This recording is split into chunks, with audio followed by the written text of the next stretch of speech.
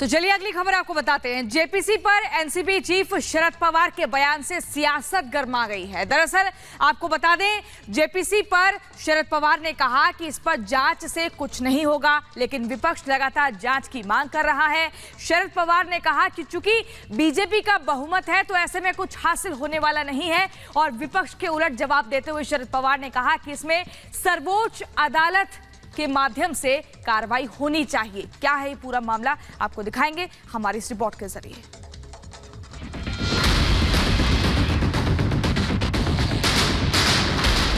अडानी मसले की जेपीसी जांच की मांग पर विपक्ष सियासी मार्च निकाल रहा है। सदन से लेकर सड़क तक हंगामा मचा है। पूरा विपक्ष एकजुट होकर अडानी मुद्दे पर सरकार को घेर रहा है। लेकिन जेपीसी पर विपक्षी एकता को बड़ा धक्का तब लगा जब एनसीपी चीफ शरद पवार ने जेपीसी पर अपनी अलग राय रखी और बताया कि वो क्यों नहीं चाहते कि अडानी मसले की जेपीसी जांच हो। मेरा इतना ही कहना है कि जेपीसी की दीवार हमारे सब अपोजिशन के साथियों ने की, ये बात सच है। हमारे पार्टी के भी प्रतिनिधि उस मीटिंग के थे, ये भी बात सच है।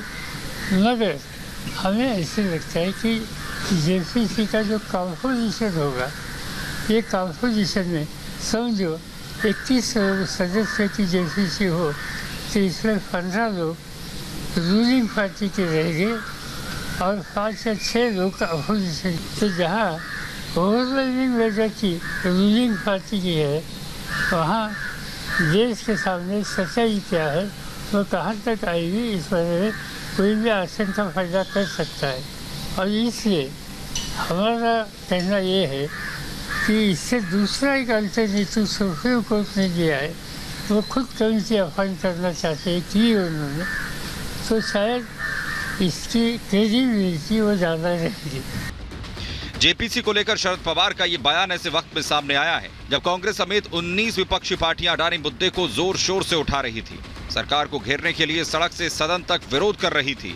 ऐसे में शरद पवार की अलग राय कई सवाल खड़े कर रही है।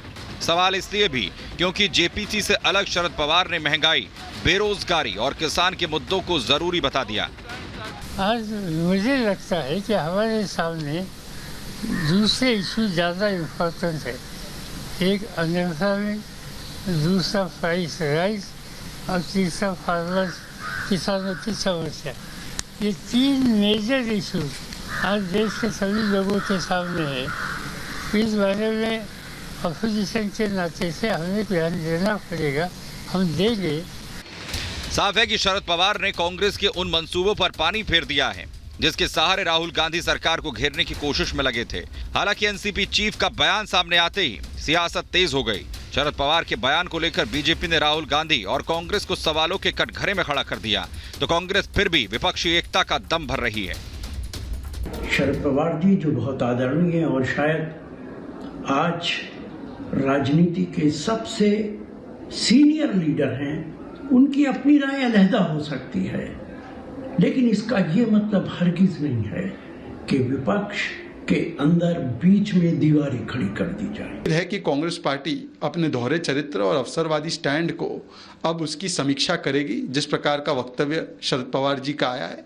देखिए, असली मुद्दा ये सब नहीं है, ये दरअसल एक बहाना है।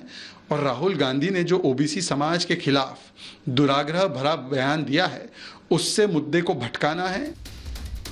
जेपीसी पर शरद पवार के बयान के बाद बीजेपी फ्रंट फुट पर है, तो कांग्रेस भी खुद को बैकफुट पर नहीं दिखाना चाहती, क्योंकि कांग्रेस समेत कई विपक्षी दल अडानी मुद्दे को 24 के लिए सबसे बड़ा हथियार बनाने की कोशिश में जुटे हैं। लेकिन शरद पवार की अलग राय ने विपक्षी को हलकान कर दिया। लोकसभा में और राज्यसभा में और सदन से बाहर भी 99% सवालों पर एनसीपी संयुक्त विपक्ष के साथ है। किसी घटनाक्रम पर सबका आंकलन अलग अलग हो सकता है। ये केवल रस्म अदायगी करने के लिए, लूट खसोट करने के लिए इस प्रकार के लोग दबाव बनाकर जेपीसी बनवाते हैं। जॉइंट पार्लियामेंट्री कमेटी लोगों को खिंचाई करते हैं। ये काहे को परेशान हो रहे हैं? तो इसलिए शरद पवार का बयान अब इस बात के लिए स्पष्ट है कि देश के लोकतांत्रिक पद्धति में महत्वपूर्ण कॉन्स्टिट्यूशनल सुप्रीम कोर्ट की कमेटी ही है। जेपीसी को लेकर पवार के बयान पर सियासी घमासान छिड़ा है, लेकिन अब सवाल है कि एनसीपी चीफ के मन में क्या चल रहा है।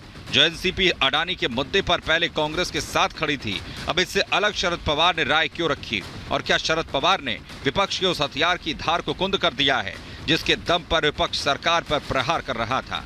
Bureau report, Republic Bharat.